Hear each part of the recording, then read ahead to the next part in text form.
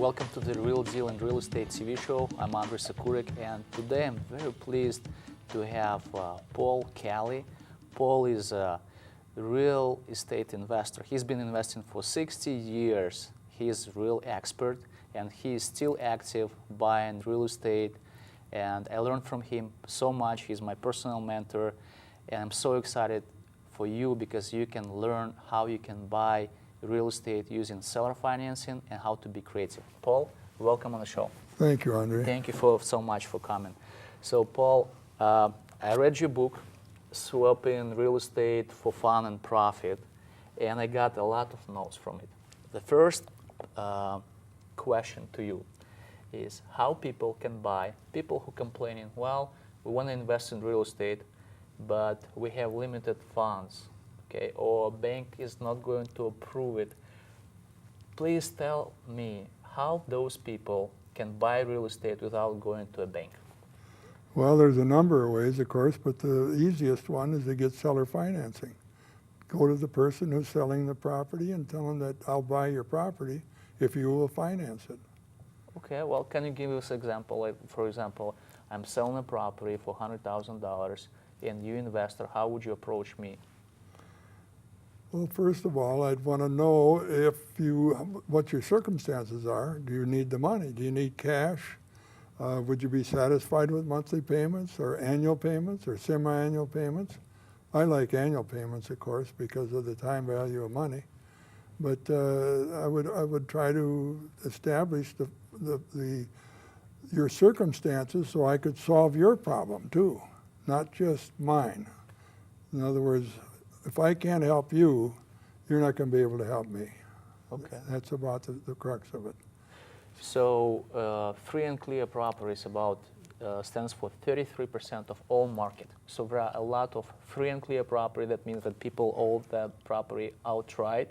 That's right. And it's a big market. So how do you find those people who have free and clear property or who have low note on the property?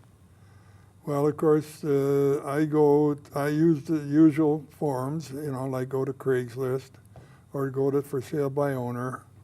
I use those forms too, but my most success has been where I simply pick a neighborhood that I'm talking about single family houses now because I really like houses. And I just simply walk down a street. And if somebody's outside, I simply stop and say, do you know anybody in this street that wants to sell or in the neighborhood that would like to sell their home? Sometimes you hit the guy right there that wants to sell, but most often they'll say, well, maybe, my neighbor Joe talked about doing it or something like that. And so that's where I used to get my best leads because there wasn't much competition that way. So you don't knock the door. And you're not asking, are you interested to sell your house? You're asking if they know somebody else who wants to sell? Why? Well, because I think it's a better approach because most persons that are in the real estate business are looking for listings. They want to list a property. And I want to distinguish myself from that. I'm not looking for a listing. I'm looking for a property to buy. And so by not saying, do you want to sell your property, but do you know of anybody in the area, I kind of break the ice because I'm not putting them on the spot. So it just seems like a better approach to me than just going to that person and saying, do you want to sell? And then another way I find properties, I just ask everybody. If I'm in the supermarket and I'm talking to the checkout people or something, I'll say, do you know anybody in this neighborhood that wants to sell their house? Or if I stop in the mini market or something, I'll do the same thing. Everybody I talk to, I just say, do you know anybody in the neighborhood or in the area here that would like to sell their house? So you don't need to have a marketing budget. All you need to do is time and dedication. Just ask people and go to Craigslist. Yes. Okay. So to be qualified for seller financing, what should be situation with the seller? Well, and naturally it's going to be that they don't need a lot of cash. they are satisfied with taking payments. Either, like I say, I like them as long out as I can get, of course. But most people, the standard is monthly payments. And that's what most people understand. But I've gotten several contracts where I had annual payments. And some with semi-annual too, which of course makes it easier to keep track of what you're doing for one thing. They don't have to write a check every month. But also you have to learn something about the time value of money to understand that it's better to make annual payments than monthly payments.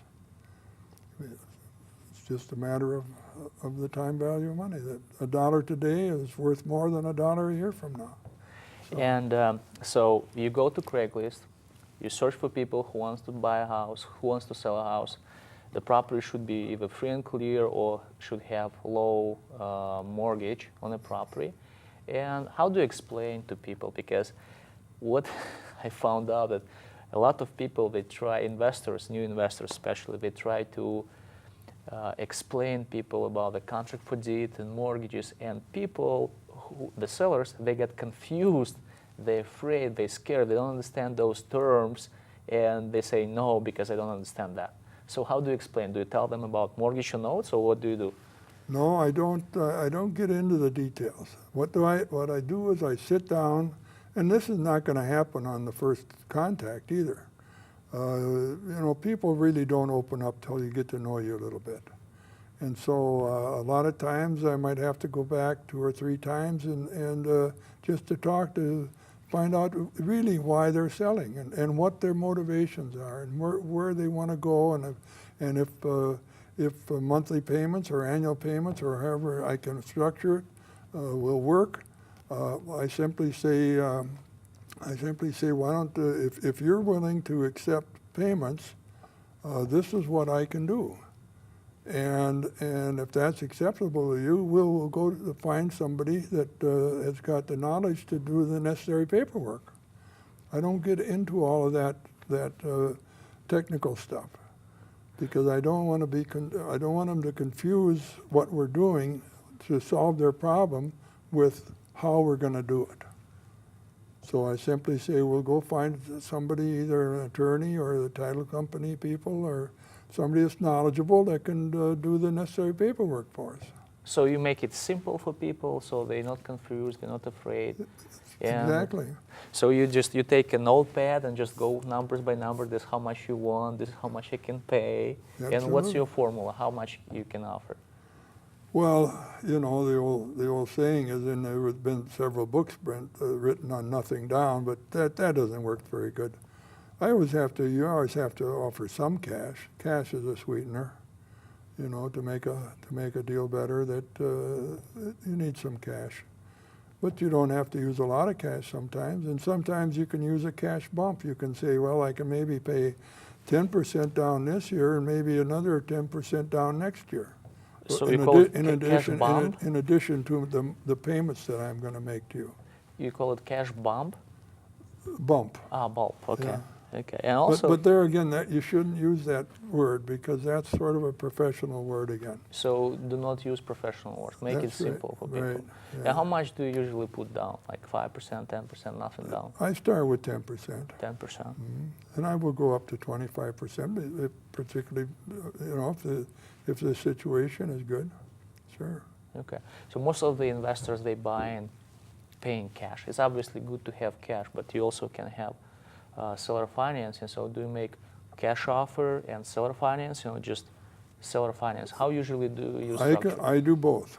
Mm-hmm. I say here's what I can do if you will accept payments. This is what I can do. If your price is $100,000, I say I will pay you $100,000 if I can do it with my terms.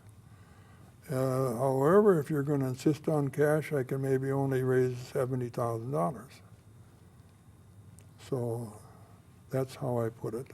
Okay, and can you explain, for cash you can pay only 70, and with the terms you can pay them $100,000. How can you make that?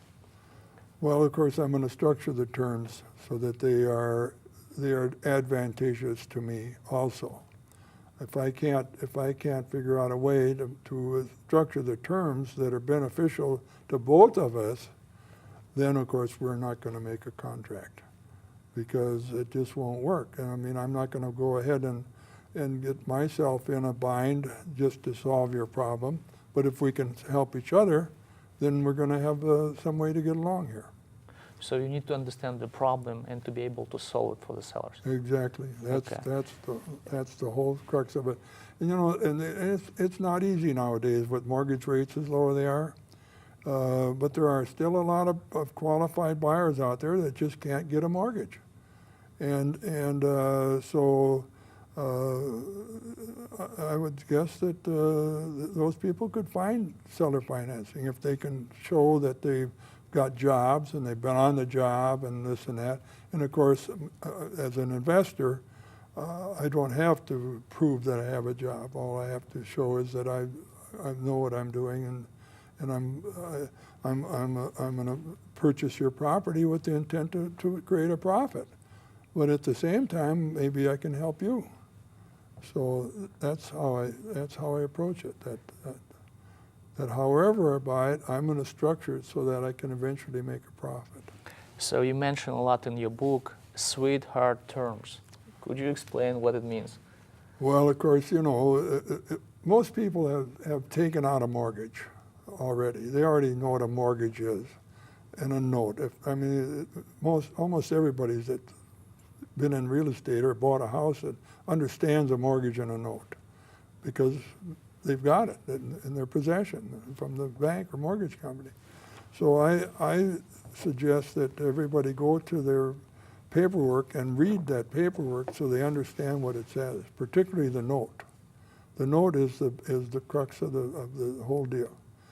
So when I go into I say, look, this is what I can do. I can pay you 10% down and 0 interest, but I'm going to pay you full price for your property, and it's going to be 0 interest. And there's a couple of those little things I want, that in the event that in the future I would like to be able to substitute this financing for another asset that I might own of equal or greater value.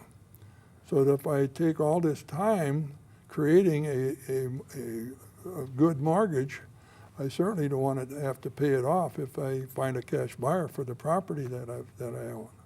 0% interest? So how many people do you have accepted 0% interest?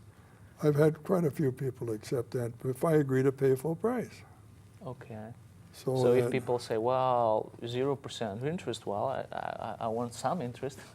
Well, there again, I can come back and say, well, let's put it this way.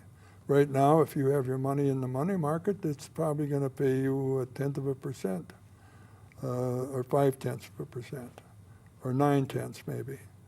I've looked lately, and that's about the highest I've seen is 0.9% on your savings. So if I'm willing to pay you full price, why wouldn't you not charge me any interest? Because it's the same as, you know, you wouldn't, if you had it in the bank, you wouldn't be earning much on it anyway. And yet I'm agreeing to pay you full price. So. Wow, this is amazing. And when you taught me 7 years ago 0%, I have a former banker. So I said, well, nobody will accept 0% interest. But a lot of people accept 0% interest because you're paying the price. I'm paying the price. Okay. So sweetheart mortgage, it's you can do 0% interest.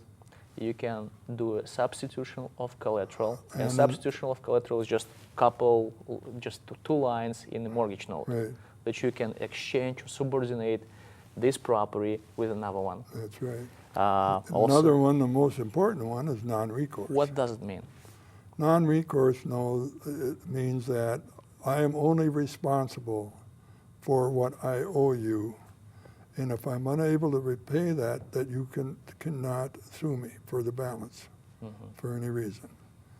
See, when you take out a mortgage at a bank, they can follow you to the grave practically to collect that money if they have a loss. They have to prove a loss, of course, but that's what the recourse. They have recourse. I put in my notes that I do not have any recourse. They can't come and sue me if I can't make the payment. Okay, so sweetheart mortgages, low down payment, low interest or no interest, non-recourse. Can you delay the payments, let's say for 6 months or 12 months? You see, one of the things, if you get seller financing, you're not through negotiating. The first day you sign that on that note or contract, that's not the end of your negotiation. A lot of times I would come to somebody and I'd say, you know, if I can pay next year's payments in advance, will you give me a 10 or 15 or 20% discount so that I can continue to negotiate? So you sign a note and then you continue to negotiate with them? Certainly. Yeah, Okay. I can say, you know, if I can advance you some cash against my payments here, would you take a discount? You know, would you? And I generally put the amount in there that I want. I say, you know, I could afford to do this if you would accept a 10%, 15 or 20% discount. Most of the time you're not going to get over 20%. But so you're not through negotiating. That's the beauty of it. Whereas if you have a mortgage at a bank, you're never going to renegotiate that mortgage unless it's going to be for higher interest and bigger payments. Yes, exactly. Or both. So anyone can go on a Craigslist. It doesn't take, you don't need to be an expert. Go on a Craigslist and start calling people to see if a person is motivated seller, because some people want cash. They will not accept seller financing. Then you meet with them, you identify the problem and think how you can provide a solution. What is a typical situation? Why people can take seller financing, like the sellers, and like when they don't need cash? Could you give a couple scenarios? What the situation? Well, you know, that's hard because everybody is different. Every situation is different. To me, the best thing is if they really don't need the cash. If there's some reason that they will accept payments because they just don't need the cash at that point. And but every situation is different, so it's really hard to just pen down one reason that they're going to do this. One thing about Craigslist is it's a neat thing because they also have in that upper line there, you'll see for sale by owner or broker. So you can always hit owner. So now you're only bringing owners up on your screen. However, you are one of thousands of people that might be doing that. So that's why I like my walk and talk, where I walk and talk, because now then I've eliminated 99% of the competition. So you can basically go on a Craigslist, or you can identify the market and just walk and talk to people. Absolutely. Do you know anybody who is interested to sell? Right. Meet with the seller. And how long does it take you to figure out what the problem is? What the real reason why people need to sell? Like, is it from on the first meeting, second? Almost about the third meeting. So you meet first time you see the property, second time you make an offer? Walk through it and ask questions, you know. What kind of questions do you ask? Well, you use why and who and what and where. Instead of asking questions that may answer yes or no, you want to ask those questions where they have to come up with an answer. Like what you know, where are you going to go when you sell this property? Mm-hmm. And what a lot of people might be offended, but most aren't. When I say what would you do with the money if you sold your home?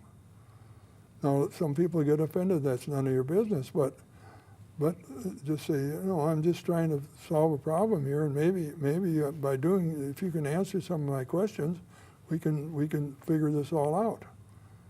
So I use what and when and where and how and those questions instead of asking a yes or no question. Okay, so make it open-ended questions and not sound like you're like a professional mortgage note. So just keep it simple. Yeah. And also, you're an expert in creative deal structuring. You've done deals where you used as a down payment diamonds and boats and personal property. So if I'm an investor, I don't necessarily need to have cash. I can use my personal property as a down payment. Could you tell more how it works? Okay, let's just say, for example, I ask you, all right, Andrey, you got this this house for $100,000, and you have agreed that you might take terms, and you've indicated to me that one of the things you might do with the money is you might buy a motorhome. So I say, oh, well, that's interesting. So now then, I might go out and buy a motorhome in order to solve your problem. And in order to do that, sometimes I use personal property to acquire that motorhome. So you use personal property. It's a lot of work. I used to sit down and doodle. Okay. Whenever I had a situation where the seller would consider seller financing, I would sit down on my own and doodle out all kinds of scenarios to try to solve the problem that he had, what he wanted. So that's what I used to do. I used to just sit and doodle. And what you can't do, if you're relying strictly on your computer, mm-hmm. You can't do that. I mean, it's one of those things that's distracting. You have to be in a quiet place, like a library or someplace where you have no distraction, and sit down and doodle and say, how can I make this situation work for both of us, where I can solve your problem and I'm going to make some money on the deal too. Okay, so I'm so enjoying the conversation because you make it so simple for people who want to change their life and become financially free, because it doesn't take a lot of knowledge. Just pick up the phone, call on Craigslist, or walk around and ask, do you know anybody who is interested to sell a property? And you don't need the bank. You probably need some cash that you can borrow, right? Or you can use personal property and buy property and then rent it out and create these payments, terms like sweetheart terms, and create nice and passive residual income. That's right. Right? One of the things that I remember, I've taken a lot of seminars down through the years. I've spent a lot of time and money getting educated in this business. And one of my favorite instructors was a guy by the name of Pete Fortunato. And Pete's motto was, get what you need to get what you want. Now that's a little bit of a complicated statement, but what that means is that exactly what I said about the guy said, well, I need a motorhome, or I'd like to get a motorhome or something. Well, so now then I'm going to go out and get what he wants. I'm going to go out and get that motorhome, and now then maybe we can get together on something. You know, I don't have to buy that motorhome on that spot, but I can certainly get an option on it.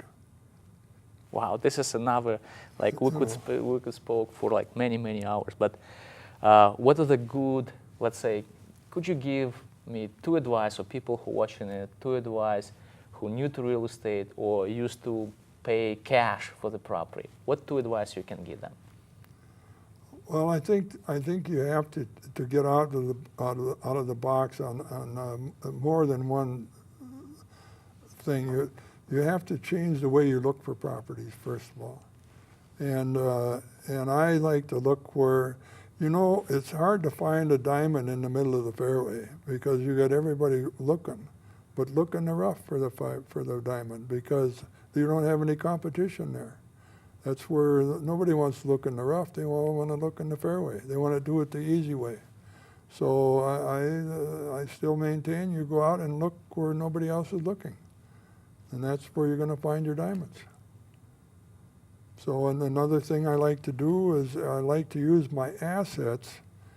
I create financing against my assets in order to acquire another asset. In other words, if I have a free and clear piece of land or property of some kind, I may create a mortgage on that property. When I say create a mortgage, it's going to be no different than what you would look at through a bank or anything.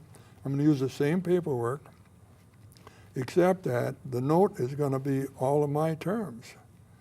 And it's going to be against my property, where I'm going to make the payments, even though I own that property, but I am going to keep title of that property because I'm going to create a mortgage, and I'm going to use that mortgage to create and I still have to make payments on that mortgage, but hopefully the property that I go into is going to be a good enough deal where I can offset the cash flows. Yeah, wow, that's a whole another topic, how you can use your assets to buy new assets. Absolutely. But Paul, I so appreciate that you took time and came to the studio. Thank you very much for being on the show. I personally learned a lot, and our viewers learned a lot. It was the real deal in real estate. Thank you for watching the show. Goodbye.